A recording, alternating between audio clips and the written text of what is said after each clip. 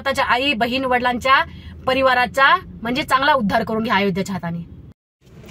जय श्रीराम। आज समस्त भारत देशामध्ये प्रभू श्रीरामाच्या नावाचा जयघोष होतो आहे। प्रभू श्रीरामाला ज्यांनी स्वतःला खरेदी केलेला आहे असं जे भासवतात असे भाजपची थोतांड IT सेलची मंडळी दुपारपासून मला फोन करून धमक्या देते आहेत।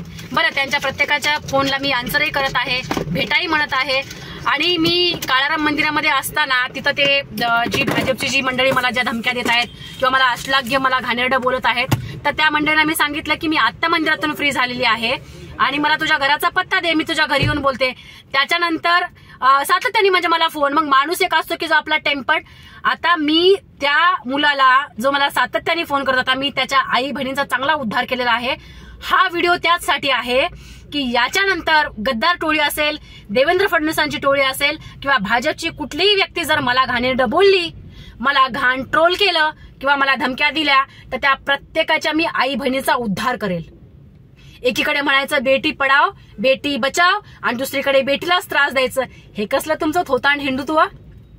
स्वतःला मर्द म्हणून घेणारे बीजेपी IT सेलची लोक एका स्त्रीला घाबरून तिला धमक्या देत आहेत। सातत्याने फोन करणं, सातत्याने तिला टॉर्चर करणं, तिचे शॉर्ट कपड्यातले फोटो व्हायरल करणं, हे तुमचं हिंदुत्व?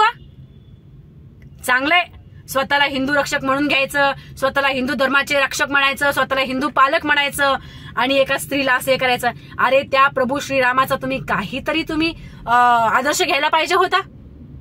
असो, तुमच्या पक्षातल्या लोकांना स्त्रियांचा आदर नाहीये ते तुमच्या कुठून येणार म्हणा। करत राहा असं ट्रोल आणि स्वतःच्या आई बहीण वडिलांच्या परिवाराचा म्हणजे चांगला उद्धार करून घ्या अयोध्येच्या हाताने। जय महाराष्ट्र।